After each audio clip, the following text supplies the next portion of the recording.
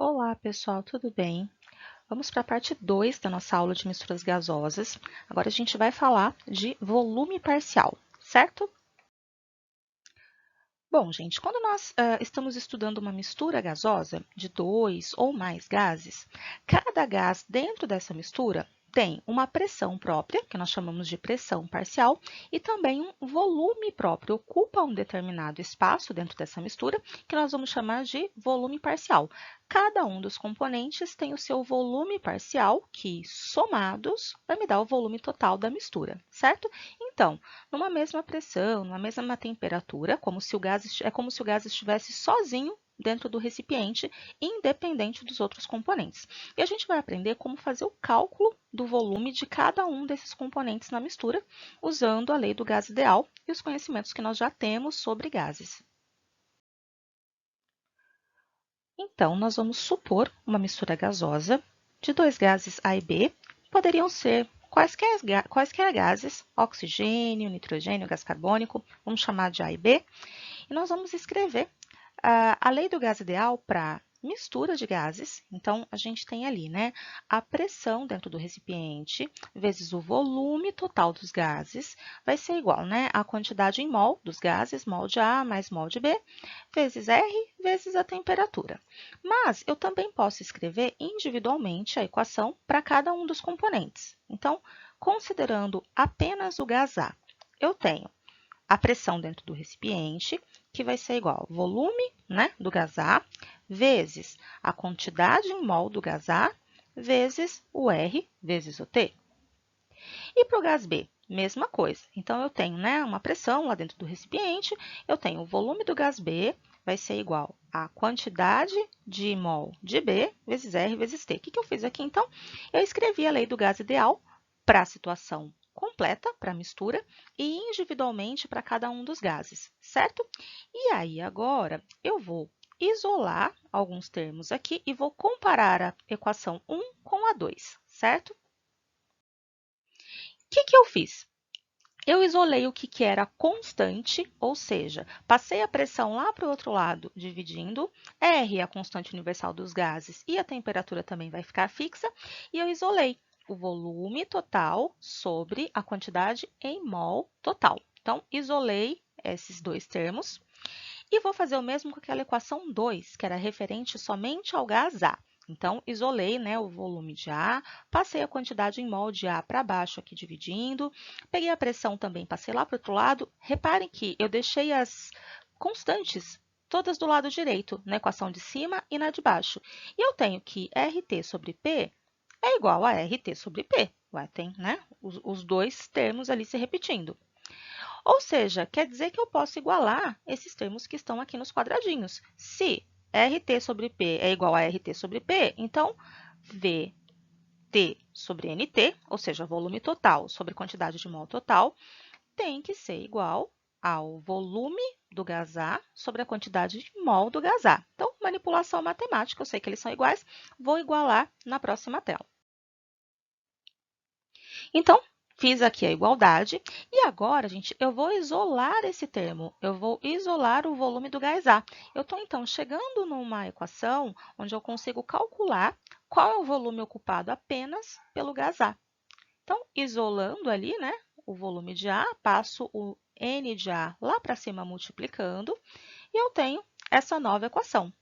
E aí eu fico com número de mol aqui de A sobre o número de mol total, vezes o volume total, é igual ao volume somente do gás A. Então, encontrei uma equação para calcular o volume parcial do gás A.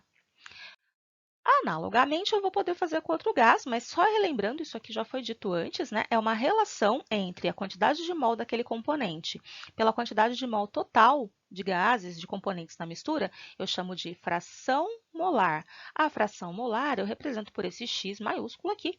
Então, a fração molar do A dentro da mistura é a quantidade em mol do A vezes a quantidade de mol total. Isso pode ser comparado a uma porcentagem. Eu sei quanto é que o A representa dentro dessa mistura. E aí, né, essa fração molar vezes o volume total vai ser igual a o volume de A. E para B, como que eu faço? Bom, análogo, gente, eu faço aquele mesmo raciocínio que eu fiz comparando a equação para a mistura com a equação para o gás B. Mesma coisa, mesmas relações, né? Não vou fazer de novo, porque é o mesmo processo, mas eu vou chegar aqui então para o gás B. O volume parcial dele vai ser a quantidade em mol deste gás dividido pela quantidade de mol total, vezes o volume total desta mistura gasosa. Então, eu tenho, né, uma expressão para calcular o volume do gás A e do gás B.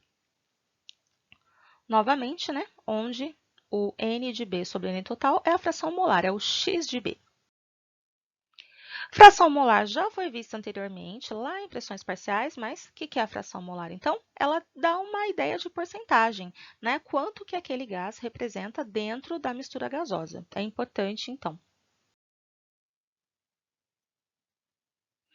Para fazer, então, uma equação agora geral, se fosse uma mistura de muitos gases, A, B, C, D, enfim, muitos gases, o que eu teria? O volume parcial de cada um deles poderia ser calculado, certo? Do gás A, do gás B, do gás C. Se eu tivesse 10 gases diferentes, a ideia é sempre essa. O volume parcial de um gás é a quantidade em mol deste gás, dividido pela quantidade de mol total, vezes o volume total que essa mistura ocupa. Você vai ter, então, né, frações aqui para cada gás do volume que ele ocupa dentro da mistura. Relembrando que, né, para calcular esse N total, esse número de mol total, eu pego a quantidade em mol de todos os gases envolvidos, A, B, C, D, quantos eu tiver, e, finalizando aqui, o volume total da mistura vai ser o volume parcial de cada gás aqui somado, certo? Então, muitos volumes parciais, se eu tiver muitos gases, ou dois, se for o caso o exemplo que eu dei, volume do gás A e volume do gás B. E essa aqui é a lei de Amagat, dos volumes parciais, certo? Para pressões parciais que nós já vimos anteriormente, nós chamamos de lei de Dalton, né? Que a pressão total é a soma das pressões parciais. E aqui, o volume total de uma mistura gasosa é a soma dos volumes parciais dos componentes dessa mistura. Vamos ver uma aplicação, né, num exemplo, num exercício, como que funcionaria. Como que isso apareceria numa questão? Então, olha só, eu tenho um recipiente onde o volume foi dado, né, um recipiente de 41 litros, e lá dentro tem uma mistura gasosa de 2 mols de oxigênio e 3 mols de gás hidrogênio e 5 mols de metano. Então, nós temos 3 gases, né, A, B e C. E eu tenho a quantidade em mol de cada um deles. Determine o volume parcial de cada um dos gases pertencentes a essa mistura. Como calcular o volume parcial? Bom, volume parcial de um gás, eu vou precisar da quantidade em mol de todos eles. Lembra, para calcular a quantidade de mol total. Então, ó, quantidade de mol total, 2, 3 e 5 somados, quantidade de todos os gases. E agora, eu posso aplicar nas equações um gás por vez. Então, vou lá, volume total 40 litros. Vamos começar com o oxigênio, o primeiro gás que aparece. Como que eu calculo? O volume do gás oxigênio vai ser a quantidade em mol dele, dividido pela quantidade de mol total, que a gente já calculou, vezes o volume total dessa mistura. Aplicaçãozinha de fórmula, coloca tudo ali, né, cada uma na sua posição, cada dado na sua posição, ó, 2 mols de oxigênio, dividido pelos 10 mols total, mol vai cancelar com mol, e eu vou multiplicar tudo isso aqui por 41 litros. Eu tenho, então, que o volume parcial de oxigênio nessa mistura é 8,2 litros. Vou repetir esse mesmo cálculo para o CH4, né, e para o H2, para os outros dois gases. Então, vamos lá. Repetindo aqui, só pegando os dados, vamos fazer para o H2. Ó, o volume parcial de H2 é a quantidade em mol desse gás dividido pela quantidade de mol total multiplicada pelo volume total, que foi dado 41 litros. Continha, né? Cancela mol com mol, a resposta vai sair em litros. E eu vou ter que o volume parcial, o volume que o gás H2 ocupa dentro dessa mistura, é de 12,3 litros.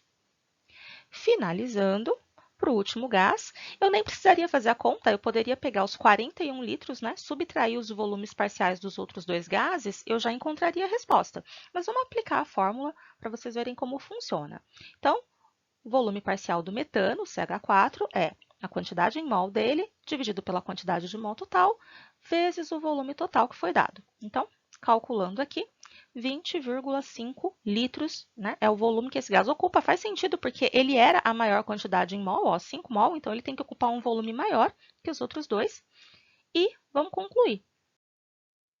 O volume total, então, é a soma dos volumes parciais de todos os gases, certo?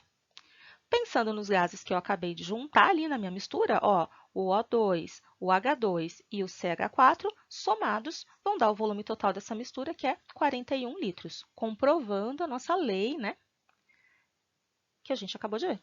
Ok? É isso, pessoal. Então, assim, né, analogamente à pressão parcial, nós temos o volume parcial. A forma de calcular, o raciocínio todo envolvido é o mesmo. Agora, né, bora estudar, fazer exercício, certo? Obrigada, gente.